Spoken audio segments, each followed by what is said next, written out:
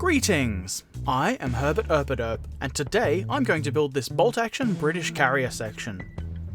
As we can see on the side of the box, there's a little bit of information on the carriers and a picture depicting the contents of the box, which is 3 Universal carriers and 15 British infantry figures. I'm not going to build the infantry today, I'm going to focus on the Universal carriers. I do have another box of infantry to build later, so we'll look at them then. Inside the box we find instructions and part guides for the infantry and an assembly guide for the Universal carriers. There are 3 sprues of infantry. Judging by the sprues, I think these are going to turn out to be some really nice models. I like that the heads and helmets are actually separate pieces. This will definitely be a great help when painting. There are also 2 of these sprues with various guns, shovels and other details. There are 2 sprues for each Universal carrier. All the sprues in this box are really neatly cast and all the parts were very well detailed. This is the first plastic kit from Warlord that I've put together and so far I'm impressed. Also included are 4 sheets of decals, 1 for infantry markings and 3 for the Universal carriers. Let's get to work. I start by cleaning the basic hull parts. They didn't need much work, in fact all I did was scrape off what was left of the sprue gates after clipping the parts out. I then glued the sides on. It doesn't quite fit perfectly, so I had to hold the parts together to avoid a big gap at the front. Once both hull sides were attached, I glued on the tracks. There are guide pins for these to ensure that you don't place them incorrectly. They go on easily and look really good. Next I put the pieces of this internal wall together and then glue them into place. There's convenient guides to slot that part perfectly into place. Next I glued on the rear of the hull. Now to insert the crew. The driver's hands come attached to the steering wheel, so glue those together and then glue him into the right side of the front compartment. I didn't actually want to glue the crew in at all to make painting easier, however it looked like it would be too hard to get the figures into the front of the vehicle when it was completed, so I compromised. I will glue the gunner and driver in, but they will remain headless. The passengers will be completely left out until everything is painted. Now to attach the front. This Bren gun needs to be poked through its opening first. It can then be glued into place. Then the butt of the Bren gun can be glued into the arm piece of the gunner.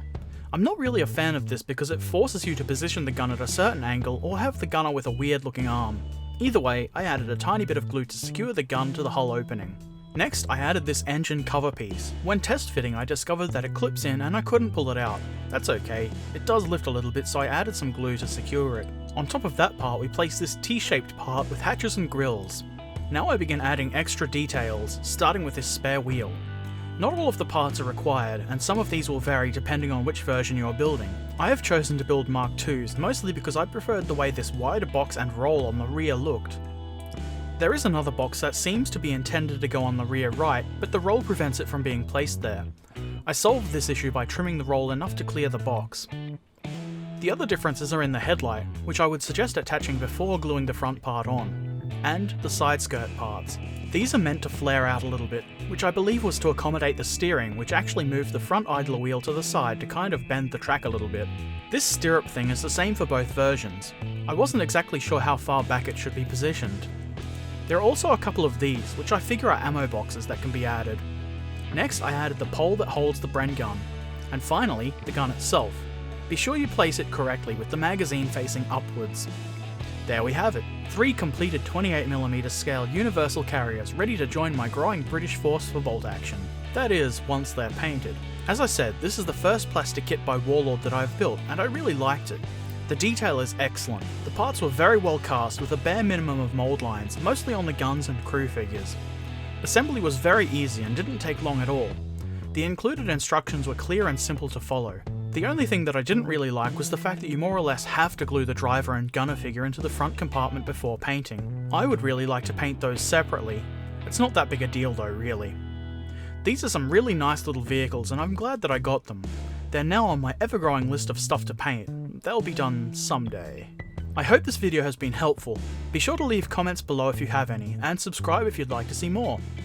Thanks for watching. Farewell.